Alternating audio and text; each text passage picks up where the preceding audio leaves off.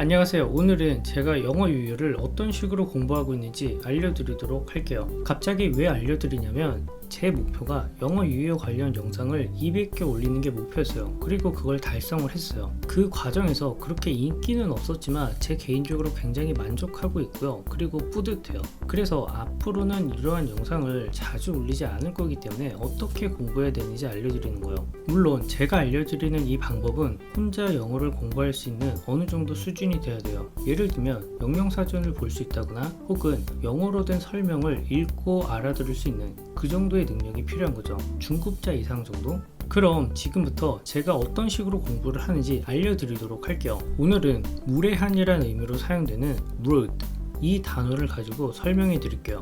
우선은 제가 자주 보는 사전은 롱맨 사전입니다. 주로 인터넷으로 보고요. 왜 이걸 보냐면 네이버에 나오는 의미들의 해석이 롱맨 사전의 의미를 가져와서 번역해 놓은 경우가 많은 것 같아서 이 사전을 봐요.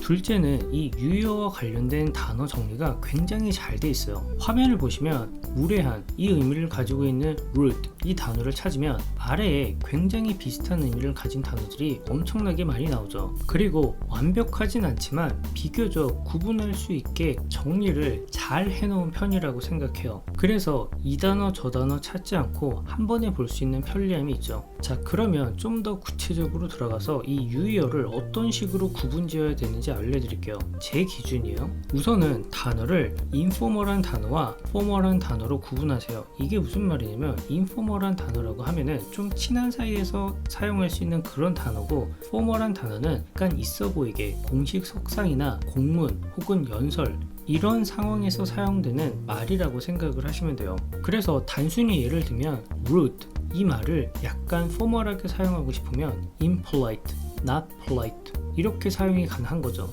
이해가 되시나요? 둘째는 영국식 표현과 미국식 표현을 구분하셔야 된다는 거예요. 예를 들면 tricky 이런 말이 있죠. 이 말은 주로 영국식 표현이고, 오른쪽을 보시면 smart, sassy 이런 말이 나오죠. 이 말들은 미국식 표현이에요. 그래서 거의 비슷한 의미지만 미국식과 영국식의 구분이 있구나, 이 정도로 이해를 하셔야 돼요. 다음은 이 단어들을 상황적으로 구분하실 수 있으셔야 돼요. 예를 들면 아래에 tactless 이런 말이 있죠. 자, 이 말은 의도치 않게 누군가에게 무례하게 말하는 그런 상황에서 사용이 돼요. 반면에 앞에서 설명했던 cheeky 이런 말은 재밌으라고 했지만 약간 무례해 보이는 행동을 하는 그런 상황에서 사용이 되는구나 라고 생각할 수 있겠죠. 또한 ill-mannered, bad-mannered 이런 말은 주로 글을 쓸 때 사용한다라고 하는데, 무언가 제대로 교육을 받지 못해서 무례하게 행동하는 그런 상황에서 사용되는구나 라고 구분 지을 수 있으셔야 돼요. 이해가 되시죠? 다음은 무례한 정도에 따라 구분을 할 수 있으셔야 되는데, 예를 들면 단순히 무례하다라고 얘기를 할 수도 있지만 어떤 단어는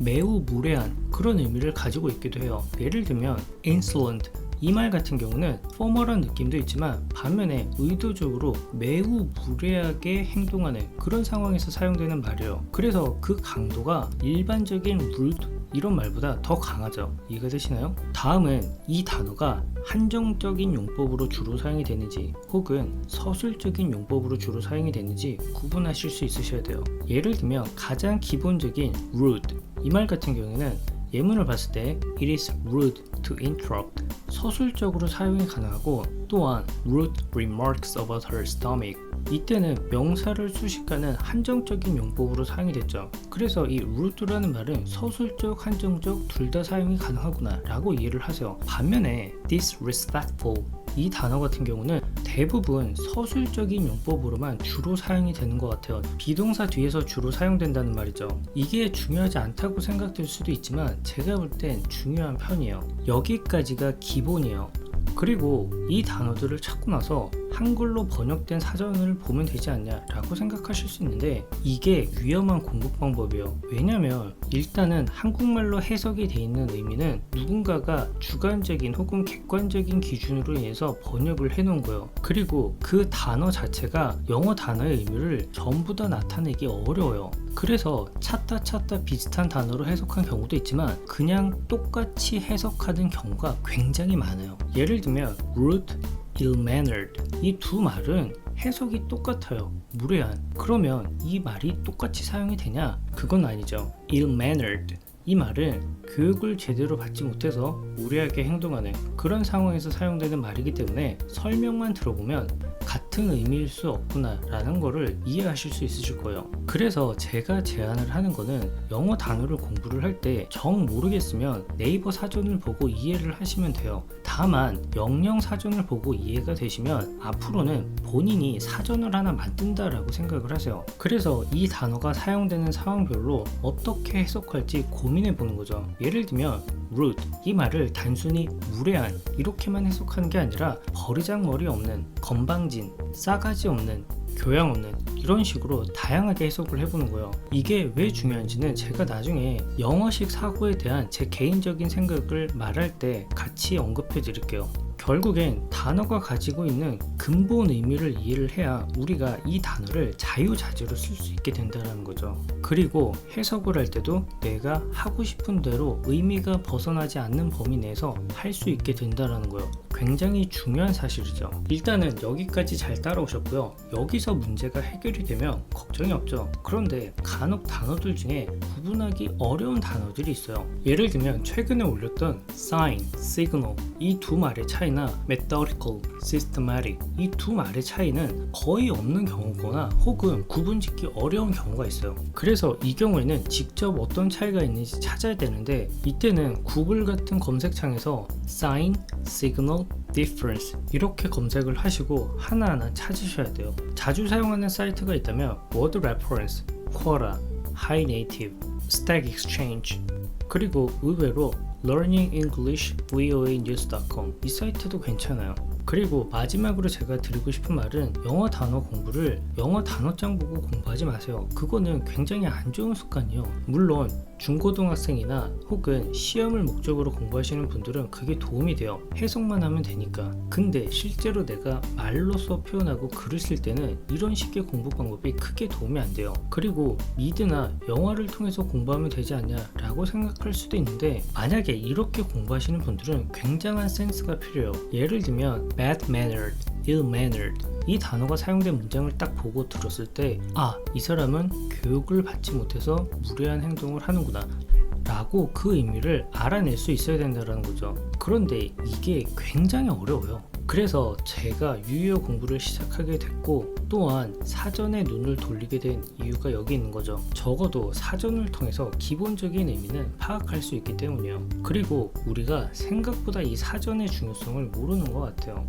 아마도 단어장에 익숙해서 그런 것 같아요. 여러분 영영사전을 보세요. 정말 좋아요.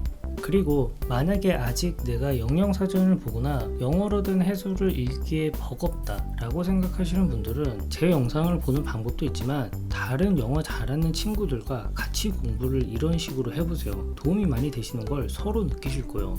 개인적인 목표는 이 영상들을 가지고 책을 하나 내는 게 목표인데 일단은 지금까지 정리했던 내용들을 다시 한번 정리를 할 것 같아요. 그리고 추가적으로 계속 업데이트를 해나가겠죠. 일단은 되든 안 되든 올해 안에 책을 내는 게 목표예요. 물론 어렵겠죠. 하지만 계속 해나갈 것 같아요. 언젠가는 말이죠. 물론 저작권이나 아니면 내용을 감수하는 전문가의 도움도 필요하고 아니면 책을 낼 때 필요한 돈이 문제가 될 수도 있겠죠. 어쨌든 이런 거는 다 나중 일이고 물론 이것만 하진 않을 거예요. 왜냐면 제 개인적인 노력에 대한 작은 선물로 다른 걸 할 수 있는 기회를 주고 싶어요. 그게 뭐가 될지는 아직 정하진 않았는데 그냥 제가 관심 있는 분야가 될 것 같아요. 아니면 제 단점을 고치기 위한 다른 습관을 키울 수도 있고요. 예를 들면 제가 말을 할 때 굉장히 딱딱거려요. 이게 왜 이런지 저도 모르겠는데 이 나쁜 습관을 고치기 위해서 글 읽기 연습을 할 수도 있겠죠. 여러분들도 어떤 한 가지를 고치기 위한 습관 같은 거를 같이 해보는 것도 나쁘지 않을 것 같아요. 마치 숙제 검사 받듯이 유튜브에 한번 올려보세요. 저처럼 말이죠. 그리고 한 가지 더 알려드리고 싶은 게 있는데 제 영상을 보시면 간혹가다 댓글 다시는 분들이 계세요. 그 중에 TV 영어 청취라는 분이 계세요. 이분이 댓글을 달아주시는데 댓글이 굉장히 자세해요. 그래서 기회가 되신다면 꼭 보시는 걸 추천해 드릴게요. 그리고 제가 설명한 부분 중에 중에 이상하거나 좀 잘못된 부분이 있을 수 있어요. 그런 경우에는 댓글을 남겨주세요. 그럼 많은 도움이 될 거라고 생각이 돼요. 또한 유의어 공부를 하시면서 상황적으로 굉장히 비슷한 상황에서 사용이 가능한 비슷한 의미의 말들이 있어요. 자, 그 경우에는 어떤 단어를 써야 될지 되게 고민이 되잖아요. 일단은 본인이 맞다고 생각한 단어를 쓰세요. 기본적으로 그 의미를 제대로 알고 있다라는 가정하에 말이죠. 그리고 외국인들이 그 말을 그 상황에서 자주 사용하는지 확인해 보세요. 즉, collocation, 특정 상황에서 자주 사용되는 단어들의 묶음을 찾아보라는 거죠. 이해가 되시죠? 자, 그러면 오늘 영상은 여기까지고요. 도움이 되셨길 바래요. 영상 봐주셔서 감사하고 다음 영상에서 뵙도록 할게요.